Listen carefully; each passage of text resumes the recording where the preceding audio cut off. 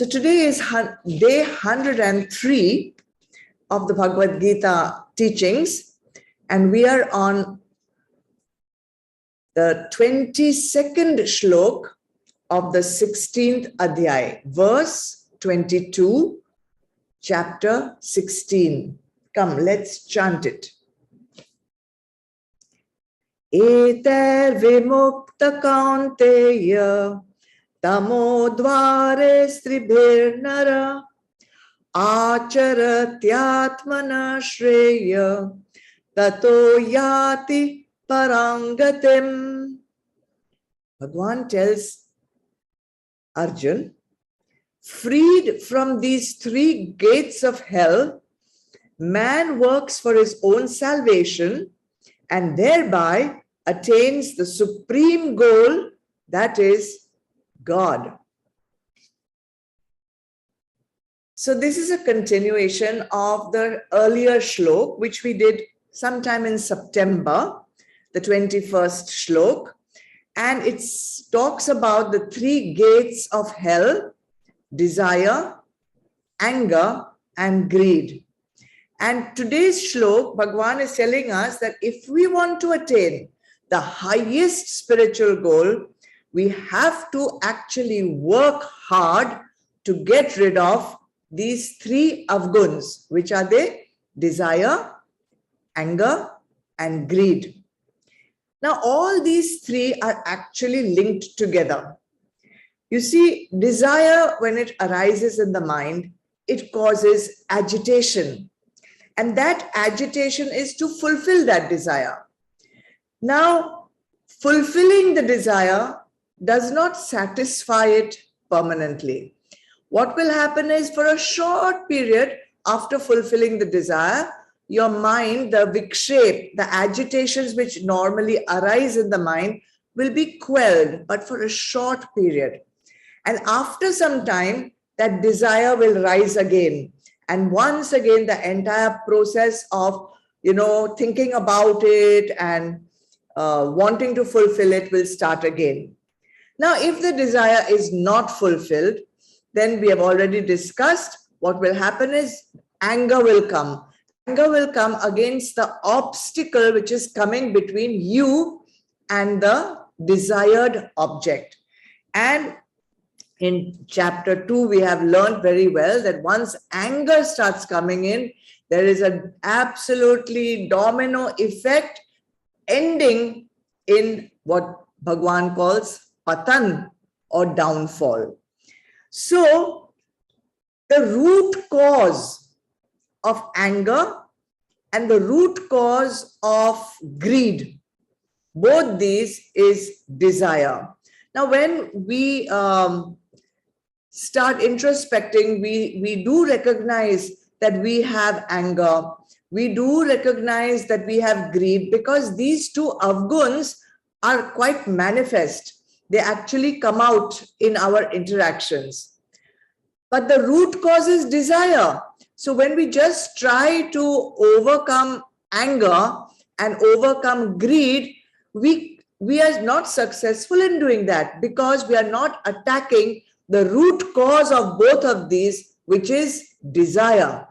So if you want to get over anger or you want to get over greed, the first thing you have to do is to get over desire. So today we are going to talk about 3 action points that can help us shanai, slowly, gradually to overcome that deep-rooted energy which is within us, which is called desire or vasana.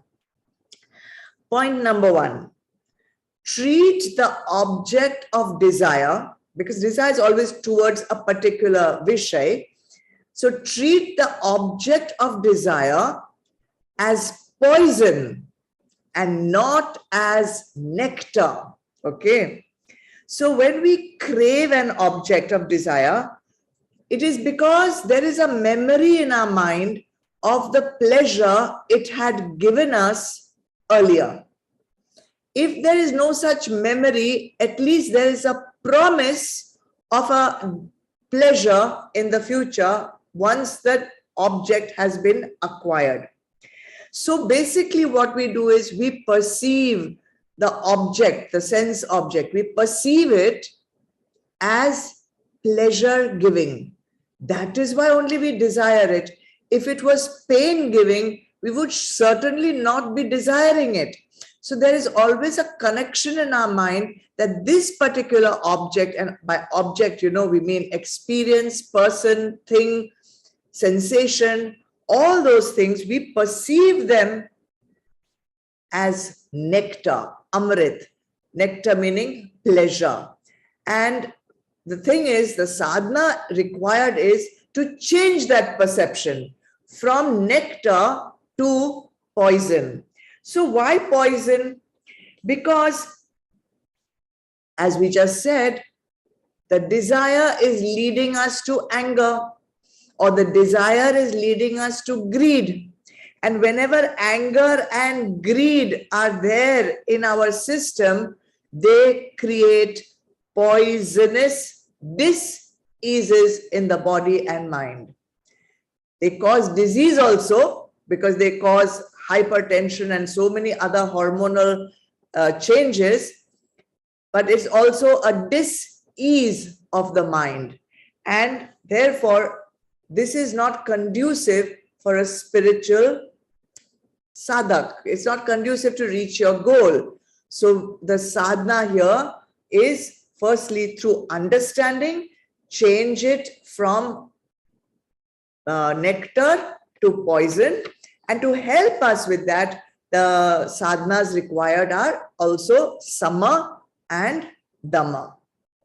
All right, let's go to the second way to handle or to tackle basically diseases. Diseases, desire.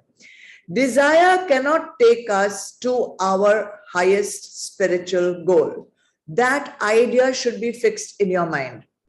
Because to reach a highest spiritual goal, which is of course moksha, first and foremost, we have to remove all the mal and all the vikshep. Mal meaning all the impurities, vikshep meaning all the agitations which are collected in our mind, in our antakaran. Now, how does this desire happen? When we consistently think of a particular object, we develop an attachment to it. So the first step is that we are continuously thinking of something. Thinking of it will create an attachment to it. And attachment, from that attachment develops an intense desire to acquire it. Okay, so that's how it works. Now, if we are continuously getting attached, continuously thinking of the object, continuously getting vikshep, agitation to acquire that object, how can we be sitting still in meditation or introspection or swadhyay or jap or puja? None of these sadhanas is possible when the mind is continuously agitated with the thought of the desired object. So how can we overcome this? So this is little bit point by point you have to go. First and foremost, you have to understand the value of your spiritual goal. If the value for moksha is not strong enough, then you will never be able to overcome the desire which is in the way of your spiritual goal. So first understand the value of the goal. Then develop nishtha in the goal. Develop a firm belief, a firm determination to reach that goal. Then understand the consequences of not reaching your spiritual goal. All this takes time. It happens very gradually and it has to develop at its own pace. So first, understand the value of the goal. Then develop firm nishtha, belief in that goal. Then understand the consequences of not reaching that goal.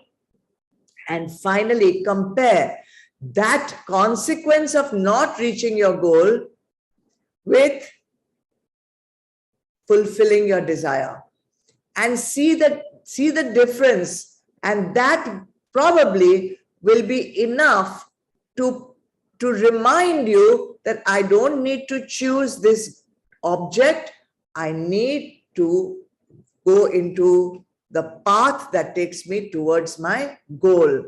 So that way, know that this object is not taking me towards my goal. Therefore, going towards that object would be vikarma, and therefore it cannot take me towards moksha. Third point.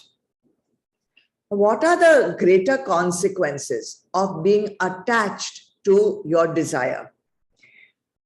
If we are unable right now to detach from that particular desire, when all our faculties are intact, our mind is able to think, our intellect is able to distinguish between sat and asat, and with all that knowledge, still we are not able to detach from that desire, do you think that as we grow older and older, when our faculties become weaker and weaker, when our mind is becoming less and less clear about our goal, will we be able to overcome our desires?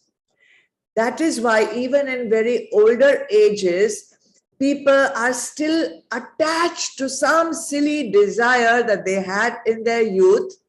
And now they're so old, the attachment to the desire is so strong, but their body is too weak to fulfill that desire.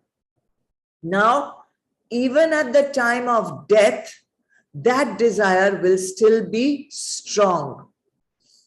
What will be your last thought at the time of death? It will be of that strong, intense craving for whatever that object may be. And you all know that the last thought at the time of death will dictate where you will take birth in your next life.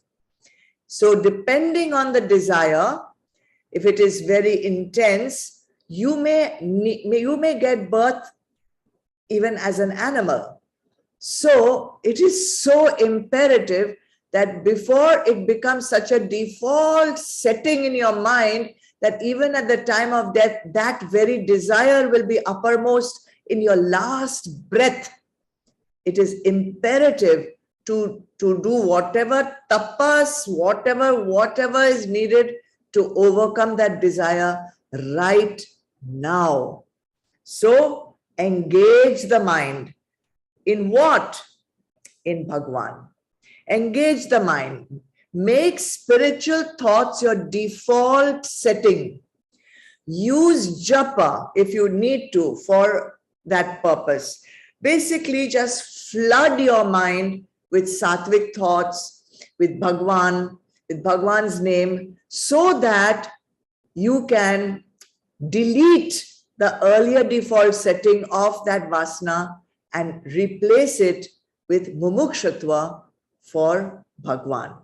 So these are the three upais or suggestions or techniques that I could think of for this shloka, so that overcoming these three gateways to hell, anger, greed, and desire, you will be able to, as Bhagwan says, attain the supreme goal, which is my wish for all of you. Attack desire, greed and anger will go by themselves. Let's chant.